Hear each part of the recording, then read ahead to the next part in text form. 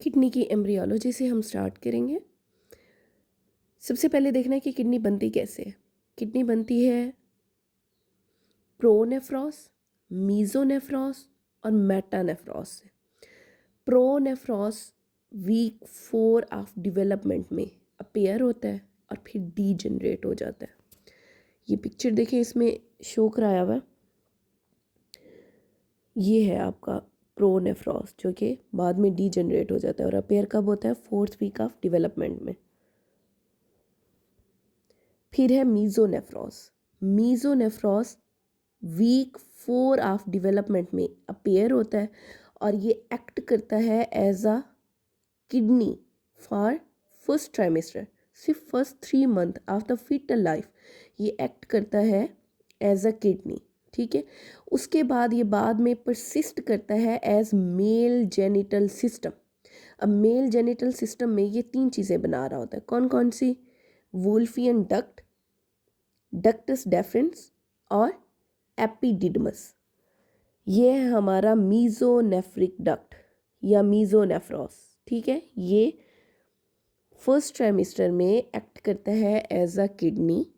उसके बाद ये डीजनरेट होके 3 चीज़ें बना रहा है, वुल्फियन डक्ट, डक्टस डेफरेंस और एपिडिडमस। उसके बाद आता है हमारा मीजोनेफ्रॉस। मीजोनेफ्रॉस जो है ये परमानेंट किडनी बनाता है और ये अपीयर होता है इन 5th वीक ऑफ डेवलपमेंट में। और ये नेफ्रोजेनेसिस टोटली पूरा मतलब किडनी की फॉर्मेशन जो है ये कंप्लीट होती है bye 36 week of gestation.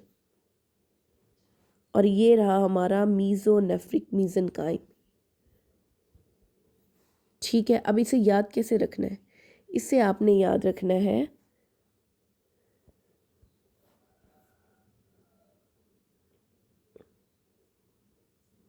Promise matrix से। प्रॉमिस मैट्रिक्स, ठीक है। प्रॉमिस के प्रो से आपने क्या याद रखना है? प्रॉमिस के प्रो से प्रोनेफ्रॉस, मिस से मीजोनेफ्रॉस और मैट्रिक्स के मैट से याद रखना है मेटानेफ्रॉस। ठीक है, अब प्रोनेफ्रॉस क्या था? प्रोनेफ्रॉस ने डीजनरेट हो जाना है। कब बनता है? 4th वीक ऑफ डेवलपमेंट में बनता है, बस इसका और कोई काम नहीं है। उसके बाद है हमारे पास mesonephros. Mesonephros 4th week of development में बनता है, एक्ट करता है as a kidney in first trimester. उसके बाद ये मेल जेनिटल ऑर्गन बनाता है। कौन कौन से उसमें? मेल जेनिटल सिस्टम में वोल्फियन डक्ट हो गई और डक्टस डेफरेंस और एपिडिडमस। उसके बाद है मेटानेफ्रॉस। मेटानेफ्रॉस ने क्या करना है? इसने परमानेंट किडनी बनाना है। ठीक है, स्टार्ट कब होता है? ये इनकी फॉर्मेशन स्टार्ट होती है 5th वीक ऑफ डेवलपमेंट से 36 वीक ऑफ गेस्टेशन पे जाके ये कंप्लीट होता है। अच्छा, उसके बाद इसकी फर्दर चीज़ें बताई हुई हैं, जैसे यूरिटेरिक बड है। यूरिटेरिक बड जो कि है मेटानेफ्रिक डाइवर्टिकुलम, ये डिराइव्ड होता है from the caudal end of the mesonephric duct. ये है ना हमारी मीजोनेफ्रिक डक्ट, इसका कॉर्डल एंड मतलब एंड वाला हिस्सा। ठीक है, वहां से ये बनता है क्या? यूरिटेरिक बड। अब ये यूरिटेरिक बड बनाएगा क्या क्या?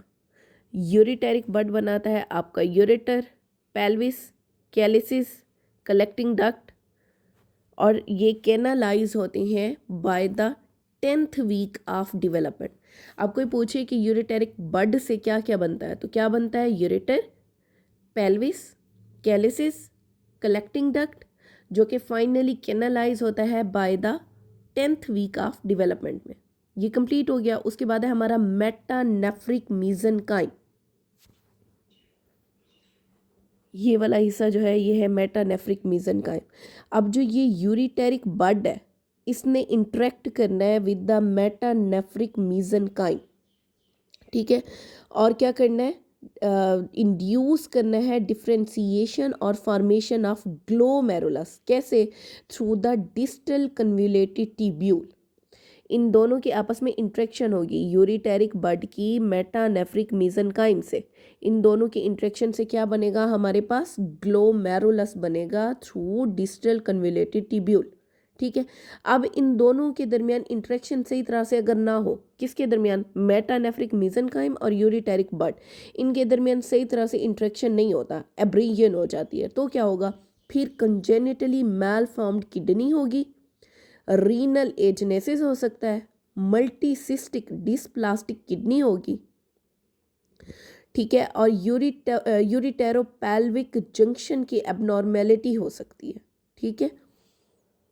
इसके अलावा कंजेनिटल ऑब्स्ट्रक्शन होगी और कैन बी यूनिलैटरल या बाईलैटरल, मतलब ये जो डिफेक्ट आ सकता है ये यूनिलैटरल भी हो सकता है और बाईलैटरल भी, ठीक है।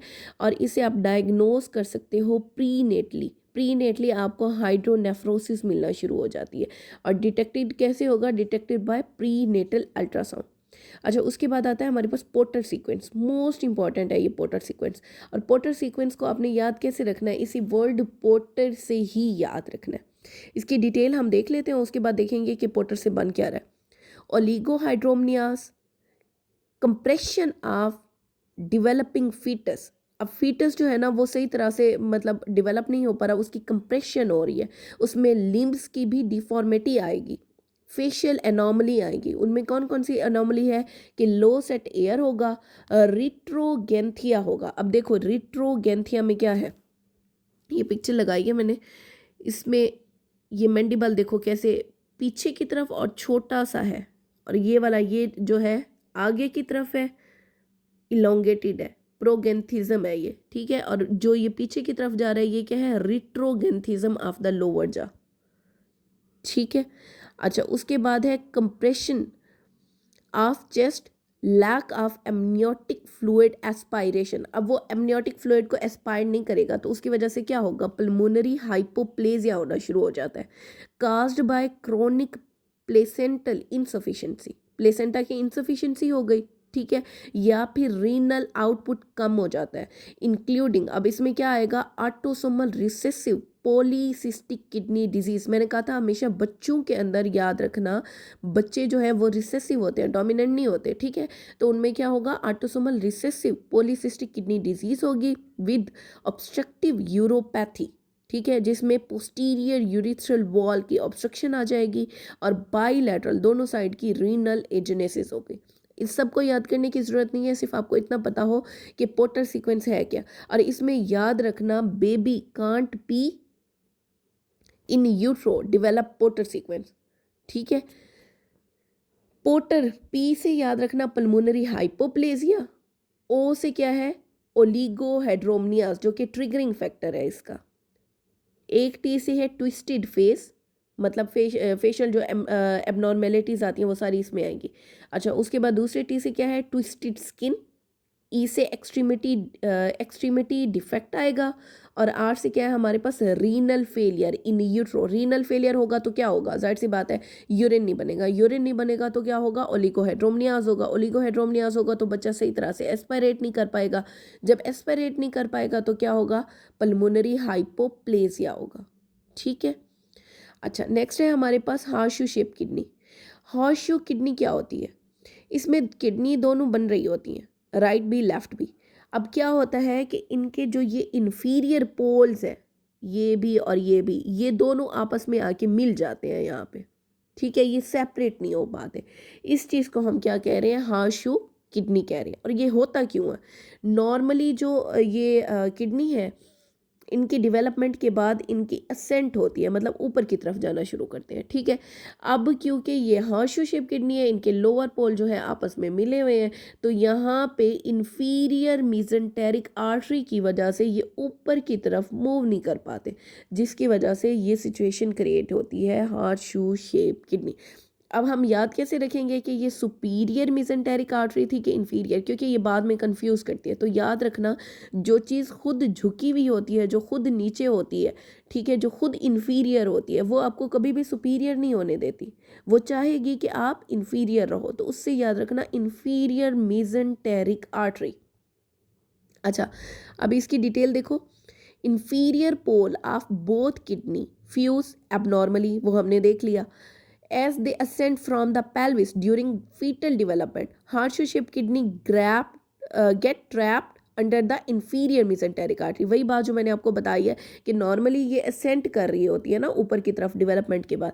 अगर तो ये अगर तो ये हार्शू शेप किडनी होगा तो असेंट जब करेगी तो यहाँ पे क्या आ जाएगा, इंफीरियर मेसेंटेरिक आर्टरी की वजह से ये यहाँ पे ट्रैप्ड हो जाती है। ठीक है, अच्छा नेक्स्ट है हमारे पास kidney can function normally but associate with hydronephrosis. Kidney normal function करेगी लेकिन उसमें क्या होगा, हाइड्रोनेफ्रोसिस होगा, जिसमें यूरिटेरोपैल्विक जंक्शन ऑब्स्ट्रक्शन हो सकती है, रीनल स्टोन आ सकते हैं, इन्फेक्शन हो सकता है कोई, या फिर इंक्रीज हो जाएगा रिस्क ऑफ रीनल कैंसर, और हाई इंसिडेंस इन क्रोमोसोमल एन्यूप्लाइटी जैसे टर्नर सिंड्रोम 45X0, उसके अंदर इसका इंसिडेंस हो सकता है। दूसरा Patau syndrome trisomy 13, Edward syndrome trisomy 18, या फिर डाउन सिंड्रोम ट्राइसोमी 21, इन सब के अंदर हार्शू शेप किडनी का इंसिडेंट हो सकता है। नेक्स्ट देखो कंजेनिटल सोलेटरी फंक्शनिंग किडनी। अब कंजेनिटली एक ही किडनी है, condition of being born with only one functioning kidney, majority asymptomatic है ये, with compensatory hypertrophy of the contralateral kidney but anomaly in the contralateral kidney are common. और इसे हम diagnose कैसे करते हैं, प्री नेटली वाया अल्ट्रासाउंड। वैसे ये इतना ज़्यादा इंपॉर्टेंट नहीं है, इतना आती भी नहीं है, लेकिन आपको पता होना चाहिए कि कंजेनिटली सोलेटरी किडनी हो सकती है। अब एक ही फंक्शनिंग किडनी हो तो जाहिर सी बात है उसका काम बढ़ जाएगा, तो उसमें क्या होगी, हाइपरट्रॉफी हो सकती है। अच्छा नेक्स्ट है यूनिलैटरल रीनल एजेनेसिस, एक साइड की रीनल एजेनेसिस। ये दो चीज़ें ना बहुत इंपॉर्टेंट है, रीनल एजेनेसिस यूनिलैटरल और मल्टीसिस्टिक डिस्प्लास्टिक किडनी। इसके सिनेरियो आए हुए हैं हमारे पास, सीपीएसपी के जितने भी पास क्वेश्चन है उनमें आए हुए हैं। अब इन्हें गौर से इनका डिफरेंस देखो। अगर यूनिलैटरल रीनल एजेनेसिस की बात की जाए तो उसमें क्या है, ureteric bud fail to develop. यहाँ पे यूनिलैटरल रीनल एजेनेसिस में यूरिटेरिक बड बनता ही नहीं है, फेल टू डेवलप। जब ये डेवलप नहीं होगा तो ये इंड्यूस नहीं करेगा डिफ्रेंसिएशन ऑफ मेटानेफ्रिक मीजनकाइम को। यहाँ पिक्चर से देखो, वो कह रहे हैं कि ये जो यूरिटेरिक बड है ये बनता ही नहीं है, फेल टू डेवलप, ये वाला। ठीक है, अब जब ये बना नहीं तो इसने इसके साथ इंटरेक्ट ही नहीं करना। जब इसके साथ इंटरेक्ट नहीं करना तो क्या होगा, फिर आपकी वो यूनिलैटरल रीनल एजेनेसिस होगी। देखो, metanephric mesenchyme, complete absence of the kidney and ureter. अब किडनी भी नहीं बनेगी, यूरेटर भी नहीं बनेगा। ठीक है, अब नेक्स्ट है हमारे पास मल्टीसिस्टिक डिस्प्लास्टिक किडनी। इसमें क्या है, यूरिटेरिक बड डेवलप्स, यूरिटेरिक बड यहाँ पे बनता है लेकिन इसने इंड्यूस नहीं करना डिफ्रेंसिएशन ऑफ मीजोनेफ्रिक मीजनकाइम को। अब फिर से देखो, ये देखो, ये कह रहे हैं इसमें ये यूरिटेरिक बड जो है ये बनता है लेकिन इसने इसके साथ इंटरेक्ट नहीं करना, मेटानेफ्रिक मीजनकाइम के साथ इंटरेक्ट नहीं करना, उसमें डिफ्रेंसिएशन को इंड्यूस नहीं करना। ठीक है, non functional kidney consisting of cyst. अब किडनी जो है इसमें नॉन फंक्शनिंग हो जाएगी, उसमें सिस्ट बनेंगे और connective tissue, predominantly non hereditary, और यूजुअली ये क्या होता है, यूनिलैटरल होता है।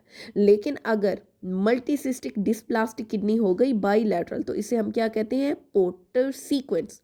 अब पोर्टर सीक्वेंस में हमने क्या देखा था कि जो फीटस है वो कांट पी, यूरिन नहीं कर पाएगा। ठीक है, कांट एस्पायरेट, उसे एस्पायरेट नहीं कर पाएगा तो क्या होगा, लंग हाइपोप्लेजिया होना शुरू हो जाएगा। नेक्स्ट है हमारे पास डुप्लेक्स कलेक्टिंग सिस्टम। अब देखो, जो कलेक्टिंग सिस्टम हुआ वो किससे बन रहा था हमारे पास, यूरिटेरिक बड से। अब अगर यही यूरिटेरिक बड पहले ही डिवाइड हो जाता है, पहले ये सिंगल था ना, ठीक है, अब ये यूरिटेरिक बड डिवाइड हो जाता है, वाई शेप बन जाता है, दो चीज़ें इसकी बन जाती हैं, तो जाहिर सी बात है क्या होगा, डुप्लेक्स डबल सिस्टम बनेगा। ठीक है, bifurcation of ureteric bud before it enter in the metanephric blastema create Y shape bifid ureter. ठीक है, duplex collecting system can alternatively occur through two ureteric bud reaching and interact with the metanephric blastema strongly associate with, किसके साथ associate करेगा, वेजिको ureteric reflux और यूरिट्रल obstruction, ठीक है, या तो वेजिको यूरिटेरिक रिफ्लक्स होगा, क्योंकि यहाँ पे अब दो चीज़ें बन गई हैं, पहले एक यूरिटर था, ठीक है, अब यहाँ पे दो यूरिटर बन गए हैं। कैसे दो यूरिटर बने हैं, जब हमारा ये बड था जिसने जाके इंटरेक्ट करना था मेटानेफ्रिक डक्ट के साथ, ठीक है, अब ये बड जो है ये दो बड बन गए हैं, अब इसने भी इंटरेक्ट करना है, इसने भी इंटरेक्ट करना है, दो सिस्टम हो गए, तो उसकी वजह से इंक्रीज हो जाता है रिस्क ऑफ यूटीआई और फ्रीक्वेंटली प्रेजेंट होगा विद द हाइड्रोनेफ्रोसिस। नेक्स्ट है हमारे पास पोस्टीरियर यूरिथ्रल वॉल। अब पोस्टीरियर यूरिथ्रल वॉल में क्या होता है, जो आपका प्रोस्थेटिक यूरिथ्रा होता है उसके अंदर मेम्ब्रेन रह जाती है। जब वो मेम्ब्रेन रह जाएगी तो क्या होगा, हमारे पास यूरिथ्रल ऑब्स्ट्रक्शन होना शुरू हो जाएगी, ठीक है। अब इसे आप डायग्नोज भी कर सकते हैं प्रीनेटली। कैसे डायग्नोज करेंगे कि आपको बाइलेटरल हाइड्रोनेफ्रोसिस मिलेगी और dilated thick wall bladder on ultrasound मिलेगा। यहाँ पे उन्होंने शो भी कराया हुआ है कि ब्लैडर जो है ना वो थिक वॉल का हो जाएगा, ये ठीक है। यहाँ पे इन्होंने दिखाया हुआ है ये आपका नॉर्मल है और यहाँ पे जो है इसकी वॉल इंक्रीज हो गई है, ठीक है। और हाइड्रोनेफ्रोसिस देखो, यहाँ पे किडनी का डिफरेंस देखो, ये आपकी नॉर्मल किडनी, यहाँ पे हाइड्रोनेफ्रोसिस, ये देखो ये कितना हो गया, ये कितना हो गया, और यहाँ पे वॉल की थिकनेस देखो।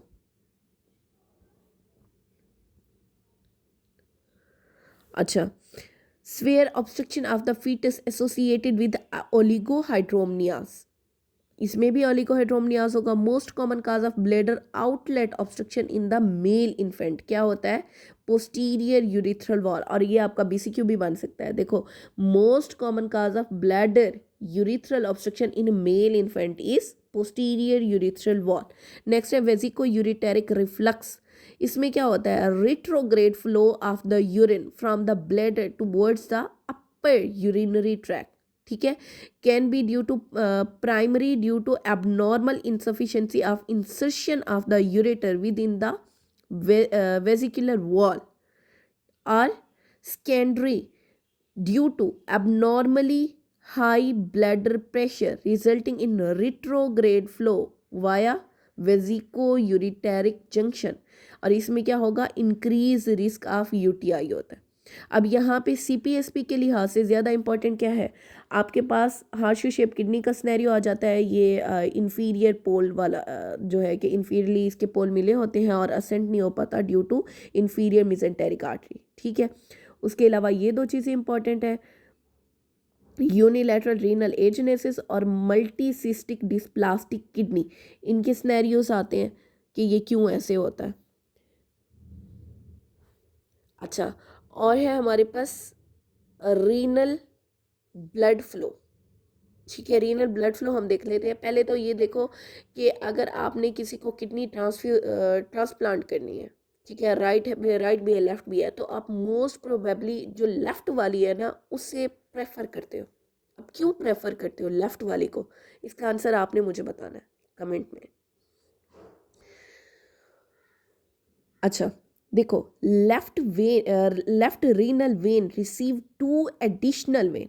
अब जो लेफ्ट साइड है ना, left side of the kidney, उसमें 2 एडिशनल वेन्स आएंगी। कौन सी, ये है हमारे पास किडनी, फर्ज करो ये किडनी हो गया, ठीक है। इसके ऊपर क्या पड़ा है, ये सुप्रारीनल ग्लैंड, ठीक है। सुप्रारीनल ग्लैंड वाली वेन उसके अंदर आएगी, और यहाँ से जो गोनेड्स है लेफ्ट साइड वाले वो भी लेफ्ट रीनल वेन के अंदर आएंगे।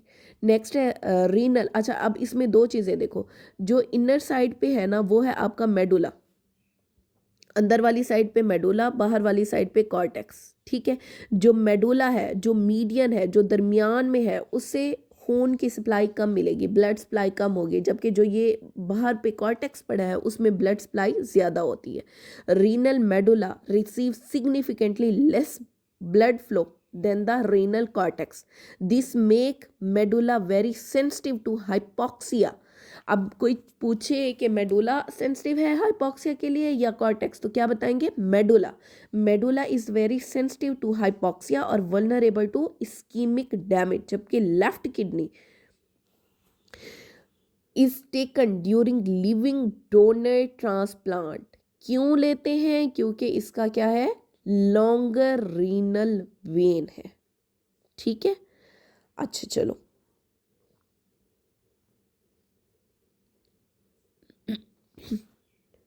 अब इसकी ब्लड सप्लाई देखो। देखो सबसे पहले क्या आ रहा है हमारे पास, रीनल आर्टरी आ रही है। रीनल आर्टरी अंदर आके ये लोब्यूल्स की तरफ जा रही है। ठीक है, कैसे जा रही है, सेगमेंट सेगमेंट करके। देखो यहाँ से मेन आई, आगे इसके सेगमेंट बन गए, तो क्या हुआ, रीनल आर्टरी से सेगमेंटल आर्टरी बन गई। सेगमेंटल आर्टरी कहाँ जा रही है, लोब्स की तरफ जा रही है। ठीक है, तो ये क्या होगा, इंटरलोबार आर्टरी। याद रखना, लोबार पहले बार, लोबार आर्टरी। ठीक है, अब उसके बाद ये इधर कहाँ जा रही है, टूवर्ड्स द आर्कोइट आर्टरी। आर्कोइट आर्टरी बना रही है। उसके बाद ये आर्कोइट आर्टरी फर्दर डिवाइड हो रही है आगे जाके। ठीक है, तो ये क्या बना रही है, लोब्यूलर, लोब्यूलर आर्टरी बना रही है। अब इसका सीक्वेंस क्या होगा, हाइलम ऑफ द किडनी, ये मेन है ना, इसमें क्या आ रहा है हमारे पास, एंटर हो रहा है रीनल आर्टरी। रीनल आर्टरी ने क्या बना दी, सेगमेंटल आर्टरी। सेगमेंटल आर्टरी ने क्या बना दी, लोब्स में लोबार आर्टरी। लोबार आर्टरी ने आगे जाके ये जो है ये आर्कोइट आर्टरी बना दी। आर्कोइट आर्टरी से क्या बन गया, इंटर लोब्यूलर आर्टरी। और ये ब्लड सप्लाई बहुत इंपॉर्टेंट है, ये पूछी जाती है। नेक्स्ट है कोर्स ऑफ यूरेटर। अच्छा, ये गायनी ऑप्स के लिए बहुत इंपॉर्टेंट है और सर्जरी वालों के भी, कि यूरेटर कहाँ से कहाँ जा रहा है। ठीक है, इससे हम यहाँ से देखते हैं इस डायग्राम से। यूरेटर जो है वो अराइज होता है फ्रॉम द रीनल पेल्विस और ट्रेवल करता है अंडर द गोनेडल आर्टरी। ठीक है, अब देखो ये है ओवेरियन आर्टरी, ये है आपका ग्रीन वाला जो है ये यूरेटर।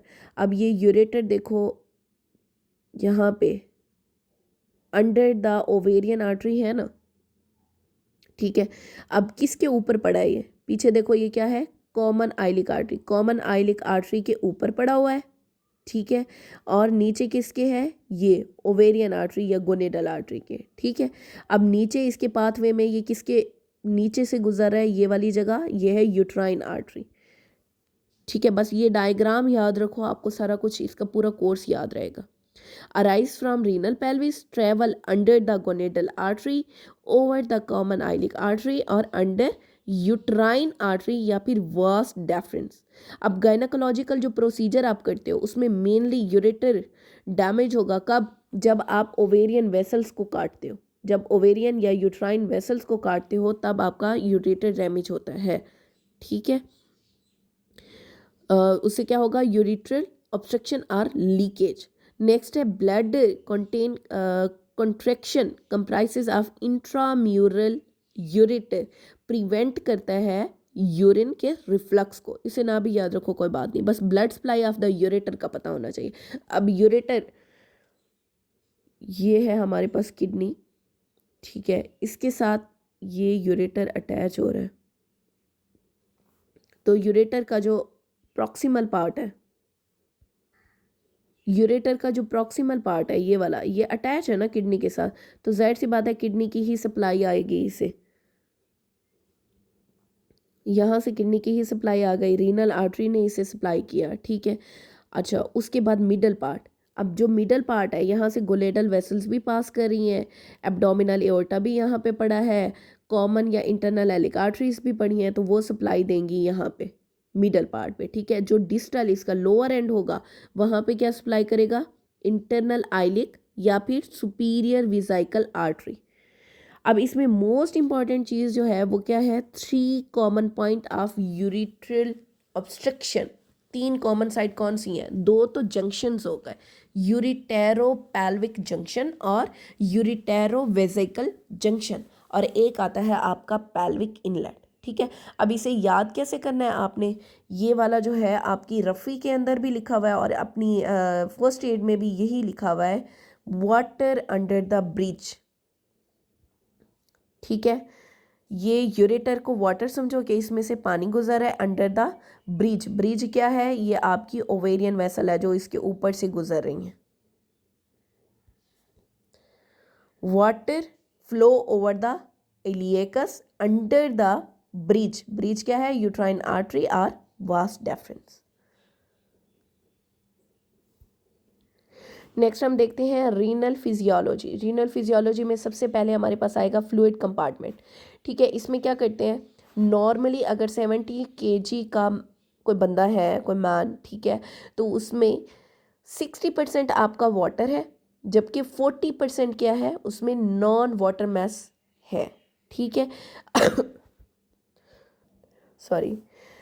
अच्छा, इसमें देखो जो टोटल बॉडी वाटर है, टोटल बॉडी वाटर कितना है, 60%, तो वो कितना बनेगा, 42 लीटर्स बनेगा 70 kg मैन के अंदर। ठीक है, और जो नॉन वाटर कंटेंट है वो कितना है हमारे पास, 40%, जो कि है 28।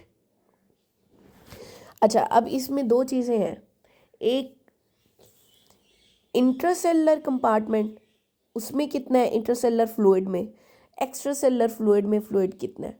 ठीक है, जो इंट्रासेलुलर फ्लूइड है, तो इंट्रासेलुलर फ्लूइड अभी तो हमें याद आ रहा है कि अच्छा ठीक है 2/3 इंट्रासेलुलर है, 1/3 जो है वो एक्स्ट्रासेलुलर है, लेकिन एग्जाम में बैठे ये भूल जाते हैं हम कि 1/3 कौन सा था और 2/3 कौन सा था। तो 2/3 को आपने याद रखना है इन टू मतलब अंदर की तरफ, इंट्रासेलुलरली इन टू। ठीक है, इन टू से क्या याद रखोगे, 2/3, और बाकी जो 1/3 होगा वो क्या होगा आपके पास, एक्स्ट्रा सेलर फ्लूइड होगा। ठीक है, अब एक्स्ट्रा सेलर फ्लूइड में भी आपने याद रखना है कि आप एक्स्ट्रा सेलर फ्लूइड में दो चीज़ें मज़ीद देखते हो कि उसमें इंटरस्टिशियल फ्लूइड कितना है, प्लाज्मा कितना है। अब इसकी मिसाल यूँ लो कि आपने घर में लोगों को बुलाया, 42 पीपल हैं जिन्हें आपने घर में बुलाया। ठीक है, जिस उन 42 में से आपने 28 लोगों को कमरे के अंदर रखा, तो कमरा क्या हो गया, इंट्रासेलर हो गया। बाकी कितने बचे, 14 लोग। 14 लोग जो है वो बाहर सहन में। अब उस सहन में भी 10.5 लोग वो हैं जो कोई छप्पर है, कोई सायेदार चीज़ है, उसके नीचे बैठे हैं। ठीक है, बकाया बचेंगे आपके पास 3.5। जो 3.5 है वो है प्लाज्मा, जो कि किसी भी उसमें नहीं बैठे हुए, कोई छाँव में नहीं है। इस येलो कलर से याद रखो कि धूप उन पे पड़ रही है। ठीक है, तो वो कितने हैं हमारे पास, 3.5 है। इस तरह से लेमैन लैंग्वेज में आपको चीज़ें याद रहेंगी। अच्छा, उसके बाद है हाइकिन। हाइकिन से क्या है, हाई पोटाशियम इन इंट्रासेलुलरली, याद रखना है पोटाशियम हमेशा इंट्रासेलुलर ज़्यादा होता है इस हाइकिन नमोनिक से। उसके बाद आपने 60-40-20 का रूल याद रखना है, with percentage of body weight for the average person. 60 से क्या है, 60% टोटल बॉडी वाटर है, 40 क्या है, 40% इंट्रासेलुलर फ्लूइड है। और याद रखना इंट्रासेलुलर फ्लूइड में पोटाशियम हमेशा ज़्यादा होता है इंट्रासेलुलरली। ठीक है, इसे याद रखो मैगा पोटास से, मैगा से मैग्नीशियम याद रहेगा आपको, पोटास से पोटाशियम याद रहेगा, और ऑर्गेनिक फॉस्फेट जैसे ATP वगैरह। और 20% क्या है हमारे पास, एक्स्ट्रा सेलुलर फ्लूइड है। एक्स्ट्रा सेलुलर फ्लूइड में याद रखना हमेशा नमक ज़्यादा होता है, नमक से NaCl, बाइकार्ब HCO3 और एल्ब्यूमिन। ठीक है, अच्छा, उसके बाद जो एग्ज़ाम पॉइंट ऑफ व्यू से, वैसे ये भी इंपॉर्टेंट है आपका 60-40 और 20 का रूल। ठीक है, और मेनली अच्छा आपके JCAT में लास्ट टाइम ये आया हुआ था कि एक्स्ट्रा सेलुलरली क्या चीज़ ज़्यादा है, तो उसमें ऑप्शन ये थे सोडियम पोटाशियम। ठीक है, ये चीज़ें देखनी है आपने कि कौन सी चीज़ ज़्यादा है, तो क्या होगा, सोडियम। सोडियम और क्लोराइड दोनों ज़्यादा होते हैं एक्स्ट्रा सेलुलरली। अच्छा, उसके अलावा ये चीज़ इंपॉर्टेंट है कि प्लाज्मा वॉल्यूम कैसे मेजर करना है आपने, तो कैसे मेजर करते हैं प्लाज्मा वॉल्यूम को, रेडियो लेबलिंग एल्ब्यूमिन से। ठीक है, एक्स्ट्रा सेलुलर फ्लूइड वॉल्यूम को आपने मेजर करना है बाय इन्यूलिन और मैनिटोल। सीरम ऑस्मोलैलिटी को कैसे मेजर करेंगे, पहले तो ये देखें ना कि सीरम ऑस्मोलैलिटी होती क्या है, उसके बाद ही हमें पता चलेगा अच्छा ये नॉर्मल इतना है। अब ऑस्मोलैलिटी क्या है, ऑस्मोलैलिटी है हमारे पास, कोई भी हम फ्लूइड लेते हैं, फर्ज करो हमने ब्लड ले लिया, एक टेस्ट ट्यूब के अंदर आपने लिया ब्लड। ठीक है, अब इस ब्लड के अंदर हमारे पास क्या क्या होगा, सोडियम भी होगा, पोटाशियम भी होगा, मैग्नीशियम भी होगा, ब्लड यूरिया नाइट्रोजन भी होगा, एल्ब्यूमिन भी होगा। ये सारे नंबर ऑफ सोल्यूट पार्टिकल इस लिक्विड के अंदर, इस ब्लड के अंदर हमारे पास मौजूद है। अब नंबर ऑफ सोल्यूट पार्टिकल का अगर वेट लेते हैं आप इन किलोग्राम, तो वो शो कराता है इन 1 लीटर, वो शो कराएगा क्या, सीरम ऑस्मोलैलिटी, ठीक है। लेकिन अगर यही सारा कुछ आप किस में लेते हो, इन लीटर्स, तो वो क्या शो कराएगा, सीरम ऑस्मोलैरिटी। है क्या चीज़, सोल्यूट पार्टिकल है, नमकियात है, जो हल होने वाली चीज़ है। जिस फ्लूइड में जो हल होने वाली चीज़ें हैं छोटी छोटी, जैसे sodium, potassium, magnesium, albumin, blood urea, nitrogen, ये सारा कुछ क्या है, नंबर ऑफ सोल्यूट पार्टिकल है। अगर आप इन्हें ले रहे हो इन किलोग्राम, ठीक है, पर लीटर सॉल्यूशन के अंदर अगर उसे ले रहे हैं किलोग्राम के अंदर, तो वो क्या बन जाएगा, आपकी ऑस्मोलैलिटी बन जाएगी। लेकिन यही अगर आप लीटर्स के अंदर लेते हो, ठीक है, मिली ऑस्मोल पर लीटर, तो वो क्या बनेगा, आपकी ऑस्मोलैरिटी बनेगी, ठीक है। अब नॉर्मल वैल्यू कितना है ऑस्मोलैरिटी की, 275 टू 295 मिली ऑस्मोल पर किलोग्राम वाटर। किलोग्राम में हमने लिया, ऑस्मोलैलिटी मैंने आपको क्या कहा था, किलोग्राम के अंदर शो करेंगे, ये देखो। अच्छा, प्लाज्मा वॉल्यूम, प्लाज्मा वॉल्यूम कैसे कैलकुलेट करना है, total body, sorry, blood volume. Plasma volume आपने कैसे कैलकुलेट करना है, total blood volume multiply by 1 minus hematocrit, ठीक है। अब दो चीज़ें हमने पढ़ ली इसमें जो याद रखने वाली हैं, कौन कौन सी, कि इंट्रासेलुलर फ्लूइड में क्या चीज़ है, एक्स्ट्रासेलुलर फ्लूइड में क्या क्या चीज़ है। तो इंट्रासेलुलरली हमने पढ़ा कि पोटाशियम ज़्यादा है, हाई किन से याद रखो, हाई पोटाशियम इनसाइड इंट्रासेलुलरली, ठीक है। तो पोटाशियम, मैग्नीशियम, ऑर्गेनिक फास्फेट, ये सारा कुछ किस में ज़्यादा है, इंट्रासेलुलर फ्लूइड के अंदर। एक्स्ट्रासेलुलर फ्लूइड में क्या है, नमक ज़्यादा है, सोडियम क्लोराइड, बाइकार्ब और एल्ब्यूमिन। अच्छा, नेक्स्ट है हमारे पास ग्लोमेरुलर फिलिट एक्शन बैरियर या फिल्ट्रेशन बैरियर। इसमें क्या है, ग्लोमेरुलर फिल्ट्रेशन बैरियर रिस्पॉन्सिबल है for the filtration of the substance, जैसे एल्ब्यूमिन है, ब्लड यूरिया, नाइट्रोजन है, बाकी सारे प्रोडक्ट्स जो हमारे पास फिल्टर हो के यूरिन के अंदर आ रहे हैं, ठीक है। अब मुझे ये बताओ कि नॉर्मली प्रोटीन कितना फिल्टर होके यूरिन के अंदर आती है, इन नॉर्मल इंडिविजुअल कितना प्रोटीन फिल्टर होके यूरिन के अंदर आती है, ये आपने बताना है मुझे। कंपोज्ड ऑफ, अच्छा अब देखो ये फिल्ट्रेशन बैरियर किस चीज़ से कंपोज्ड होता है, ठीक है। अब इसमें दो चीज़ें, सबसे पहले है फिनेस्ट्रेटेड कैपिलरी एंडोथीलियम, ये मैंने डायग्राम ड्रॉ की है, ये है आपका एफरेंट, ये है ईफरेंट आर्ट्रियोल, ये वाला जो है ये बेसमेंट मेम्ब्रेन है आपकी, उसके अंदर ये पूरा बैरियर है, ग्लोमेरुलर फिल्ट्रेशन बैरियर। इसमें सबसे पहले ये क्या है, ये डॉट डॉट वाला जो है ये फिनेस्ट्रेटेड कैपिलरी एंडोथीलियम है। और ये बीसीक्यू भी आता है आपका सीपीएसपी में कि फिनेस्ट्रेटेड कैपिलरी एंडोथीलियम कहाँ पे होती हैं, किडनी में होती हैं फिनेस्ट्रेटेड कैपिलरी एंडोथीलियम। अब ये फिनेस्ट्रेशंस क्यों होती हैं,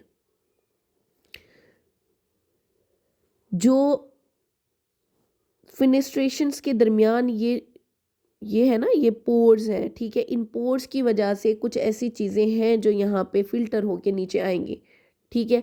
लेकिन फिर आगे आपके फुट प्रोसेस ऑफ पोडोसाइट्स होते हैं जो कि उसे मज़ीद छोटा, मज़ीद उसे स्मॉल पार्टिकल जो है वो फिल्टर आउट करते हैं, बाकी वापस भेज देते हैं। मैं समझाती हूँ इसे। नेक्स्ट देखो आपका बेसमेंट मेम्ब्रेन, बेसमेंट मेम्ब्रेन जो है ये वाली ब्लू वाली, ठीक है। बेसमेंट मेम्ब्रेन किस चीज़ से बनी होती है, इसमें दो चीज़ें हैं, टाइप 4 कोलेजन और हेपारिन सल्फेट, ठीक है। आपका जो सीपीएसपी में क्वेश्चन आता है उसमें सीक्वेंस दिया होता है, उसे आपने याद रखना है HPL से। वो पूछते हैं कि बेसमेंट मेम्ब्रेन किस चीज़ से मिलके बनी है, heparin sulphate is greater than proteoglycan is greater than laminin, ये सीक्वेंस आता है, एज इट इज़ आता है, ठीक है। सेकंड लास्ट जो अटेम्प्ट आई है आपकी उसमें बताया हुआ था उन्होंने, ये 2 MCQ इकट्ठे आए हुए थे कि बेसमेंट मेम्ब्रेन किससे बनती है, उसमें हेपारिन सल्फेट का ऑप्शन नहीं था, फिर आपने क्या चूज़ करना है, प्रोटियोग्लाइकेन, ठीक है। अच्छा नेक्स्ट है visceral epithelial layer consisting of podocyte foot process. अब ये जो है पर्पल वाले, ये क्या है, पोडोसाइट फुट प्रोसेस है। ये मज़ीद जो फिल्टर होने वाले वो है मॉलिक्यूल्स है जो ज़्यादा बड़े थे, जो इन फेनेस्ट्रेशन से पास कर गए, लेकिन वो इन फुट प्रोसेस से फिर नहीं गुजर पाते। ठीक है, अच्छा देखो, charge barrier, glomerular filtration barrier contain. अब ये जो चार्ज बैरियर है, अब जाहिर सी बात है ये किससे बना हुआ था, मैंने आपको कहा कि ये टाइप 4 कोलेजन और किससे बना है, हेपरिन सल्फेट से। ठीक है, हेपरिन सल्फेट क्या है, प्रोटीन है। प्रोटीन के ऊपर कौन सा चार्ज होता है, नेगेटिव चार्ज होता है। अब इस नेगेटिव चार्ज की वजह से क्या प्रोटीन इसमें से फिल्टर होंगी, नहीं होंगी, क्योंकि नेगेटिव नेगेटिव एक दूसरे को रिपेल आउट करते हैं। ठीक है, charge barrier, glomerular filtration barrier contain charge glycoprotein that prevent entry of charge molecule, जैसे एल्ब्यूमिन, मतलब प्रोटीन को ये नहीं गुजरने देंगे। ठीक है, उसके बाद आ जाता है आपका साइज बैरियर। साइज बैरियर क्या है, यही फिनेस्ट्रेटेड जो कैपिलरीज फिनेस्ट्रेटेड एंडोथीलियम थी ये वाली। ठीक है, ये क्या है, ये साइज बैरियर है। जो इससे बड़ा साइज होगा वो तो इससे नहीं गुजरेगा, लेकिन हाँ जो इसमें से गुजर पाएगा उसका साइज इतना ही होगा। Size barrier fenestrated capillary endothelium prevent entry of, कितना entry, greater than 100 nanometer molecule, जैसे ब्लड सेल वगैरह। ठीक है, अब जो ब्लड सेल है या WBC है, ये इस तरह के सेल्स हैं, वो नहीं गुजर सकते इन फिनेस्ट्रेटेड एंडोथीलियम से। क्यों नहीं गुजर सकते, क्योंकि उनका जो मॉलिक्यूलर वेट है वो ज़्यादा होता है, उनका साइज़ बड़ा है, ग्रेटर देन 100 नैनोमीटर से। ठीक है, अगर 100 नैनोमीटर से कम वाले जैसे 70 हो गए, 80 हो गए, वो यहाँ से आसानी से पास कर जाएंगे। ठीक है, अब लेकिन किस्सा यहाँ पे ख़त्म नहीं हुआ, अब आगे नीचे क्या आ जाते हैं, ये फुट प्रोसेसेस आ जाते हैं। अब इनमें से इन पार्टिकल्स ने पास करना है। ठीक है, अब इन पार्टिकल्स का साइज़ अगर तो होगा बिटवीन 40 to 50 नैनोमीटर या इनसे कम होगा तो वो तो इन स्लिट में से गुजर जाएंगे, लेकिन अगर 40 to 50 नैनोमीटर से ज़्यादा होगा तो वो यहाँ से नहीं गुजर सकते। इसी वजह से हमने कहा कि ये फिल्ट्रेशन बैरियर है, क्योंकि इसने चीज़ों को इतना आसानी से नहीं गुजरने देना। 40, अब याद रखना इनके डायमीटर जो 40 to 50 नैनोमीटर तक होगा वो पास करेगा इन स्लिट में से। ठीक है, जो होगा लेस देन 100 नैनोमीटर वो पास करेंगे यहाँ से इन फिनेस्ट्रेटेड कैपिलरीज से, अदरवाइज ये यहाँ से पास नहीं करेंगे। आई होप यहाँ तक आपको क्लियर है। नेक्स्ट लेक्चर में हम ऑस्मोलैरिटी को थोड़ा सा डिटेल से पढ़ लेंगे और उनका फार्मूला जो है वो भी उसे मतलब कैसे कैलकुलेट की जाती है वो देख लेंगे। ठीक है।